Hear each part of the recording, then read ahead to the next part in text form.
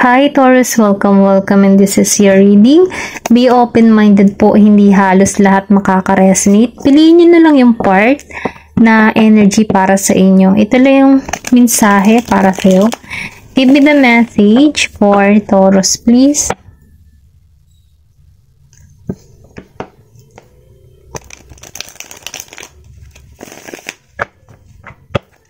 Give me the message for Taurus, please.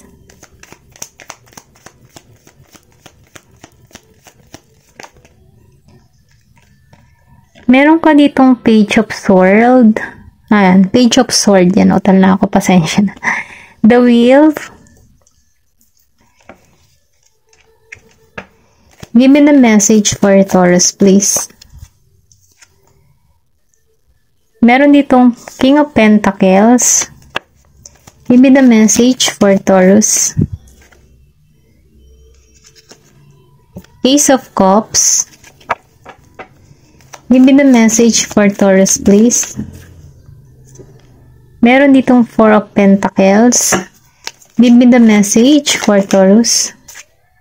And Nine of Swords reverse, okay? Nafe-feel ko dito, Taurus, na meron ditong magandang kapalaran naghihintay sa iyo na magkakaroon ng balanse sa iyong sitwasyon. Ito lang yung nararamdaman ko. Kasi lumabas dito si The Wheel of Fortune and the Page of Swords. Nafe-feel ko dito na ikaw yung tipo ng tao na marami kang nalalaman, marami kang natutunan sa iyong experience, or pwede ring sabihin na ikaw yung tipo ng tao na gusto mo marami kang natututunan. Yung tipo bang sa bawat lugar na napupuntahan mo, nagkakaroon ka dito ng aral sa mga lugar, or sabihin natin na kung ikaw ay sa larangan ng trabaho ay for travel, or pwede rin sabihin na sa pakikisalamuha mo sa ibang tao, nakakakuha ka ng kaalaman sa mga taong nakakasalamuha mo. Ito lang yung nararamdaman ko. Kasi nafe-feel ko dito na ikaw yung tipo ng tao na gusto mo marami kang natututunan, marami kang natutuklasan, dahil ito yung nagkakaroon sa iyo ng dagdag, or sabihin natin na pagpapalago para sa iyong sarili. Okay? Then nafe-feel ko din dito, no, sa Page of Swords, maybe meron ka ditong person na LDR situation. Kumbaga, no, kasi may nakikita ko ditong dalawang ibon, magkalayo, may pag-itan. Pero ganun pa man, kahit nasa pag-itan kayong dalawa, na-feel ko dito na nakatingin pa rin kayo sa bawat isa. Kumbaga, no, kung kayo man ay nagkalayo dito, na-feel ko dito na hinihila pa rin ang bawat energy nyo papunta sa bawat isa. Ito lang yung nararamdaman ko. Ganun pa man, nakikitaan ko rin dito na marami kang pagsubok na kinakaharap. Malaya ka sa sitwasyon na meron ka ngayon kasi tinutungo mo dito yung landas na kung saan marami kang natututunan. At dahil sa mga natututunan mong ito ina-apply mo sa iyong sarili. Okay? Then dito, no, sa The Wheel of Fortune, nafe-feel ko yung balance para sa iyong sarili. Nafe-feel ko dito yung bang tipo na kaya mong i-handle yung sitwasyon, kaya mong timbang-timbangin yung sitwasyon. Ito lang yung na-feel ko kasi nakikitaan ko rin dito na malaya ka kaya mong i-balance, or pwede rin sabihin na merong magandang kapalaran naghihintay sa'yo. Ito lang yung nakikita ko dito.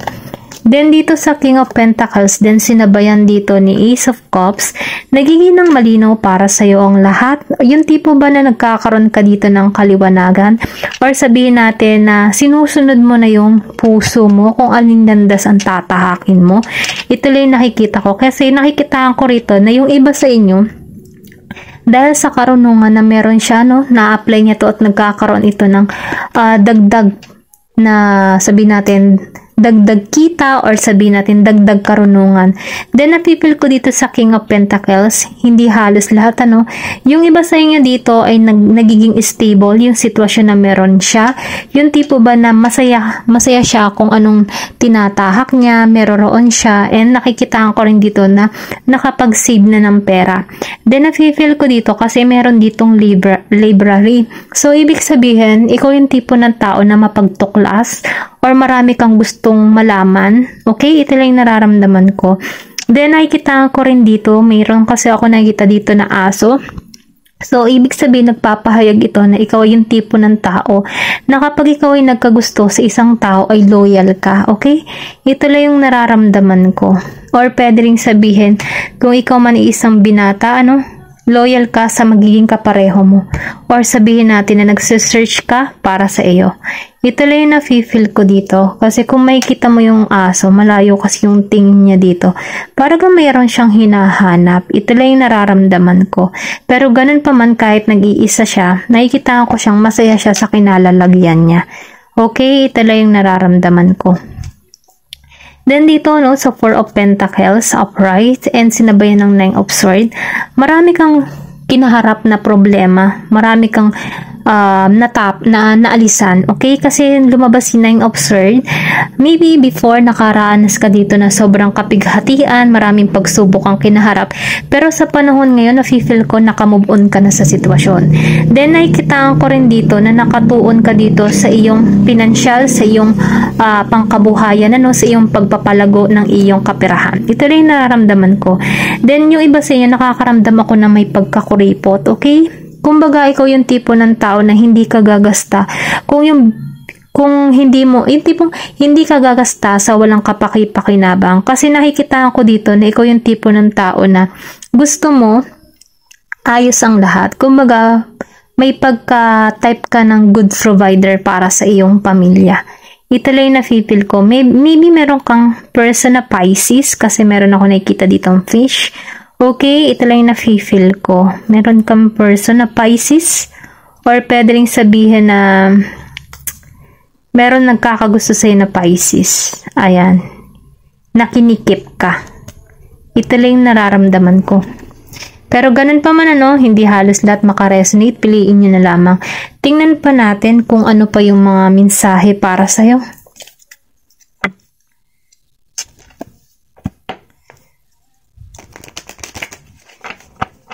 Give me the message for Taurus.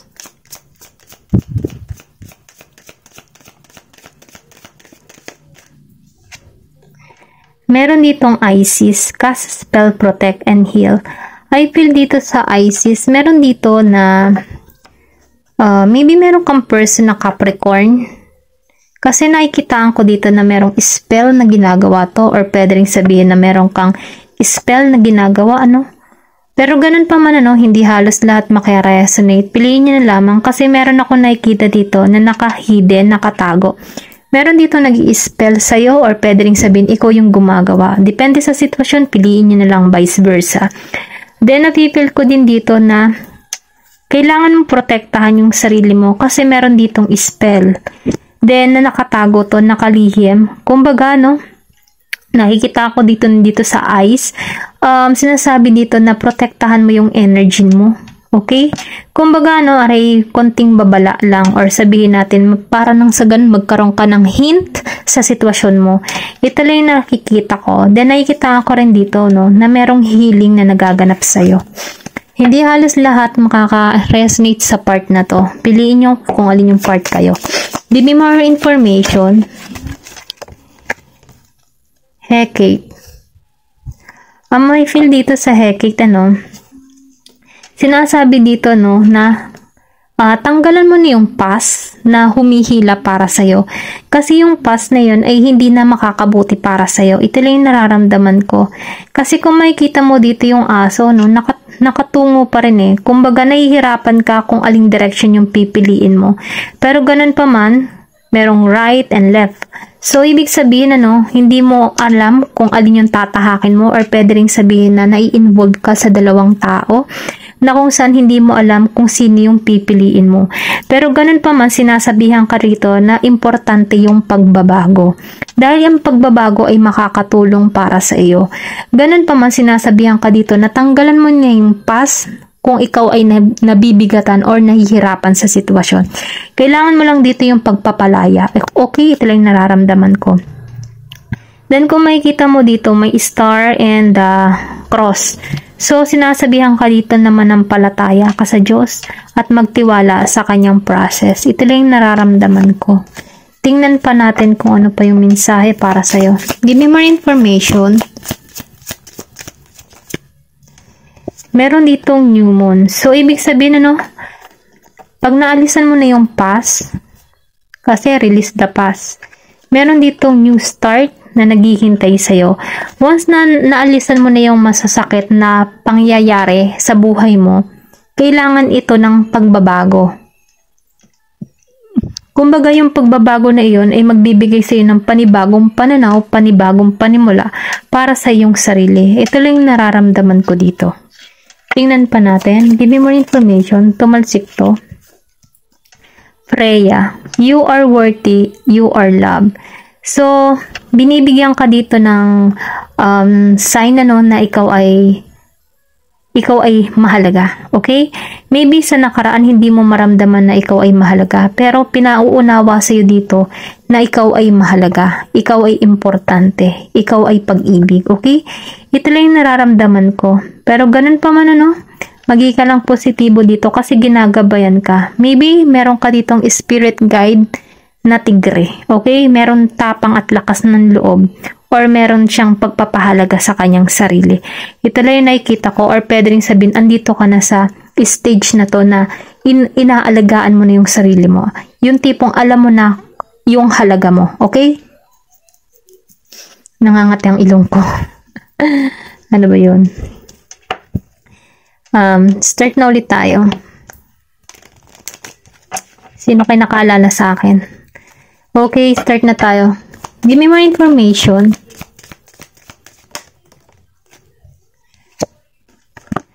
Meron ditong the breathing rose, heart healing, emotion connection, time to ease. Kumbaga, meron ditong humihilom yung kanyang puso, or sabihin natin na pinag-aaralan niya na yung emotion niya. Yung tipo na pinapahalagahan niya. Nafe-feel ko din dito na ang pag-healing ay may oras, okay? Pero ganun pa man, sa bawat paglalakbay ng isang tao, nafe-feel ko dito na may hangganan yan. Yung mga masasakit na karanasan mo, dahil darating at darating na hihilom din yan. Ito lang yung nararamdaman ko, may paghilom. Pero ganun pa man, buuin mo muli yung sarili mo, then hanapin mo kung alin yung makakabuti para sa'yo. Ito lang yung mensahe kasi meron ditong rose, then rose na naman dito. Then, nafe-feel ko dito na rose. Maybe meron kang experience na masakit in the past nung kabataan mo. Pero ganun pa man, time to heal. Yun ang mensahe para sa'yo. Okay? Hanggang dito na lamang po, Thank you for watching and love and peace. Thank you for watching Glow and Peace.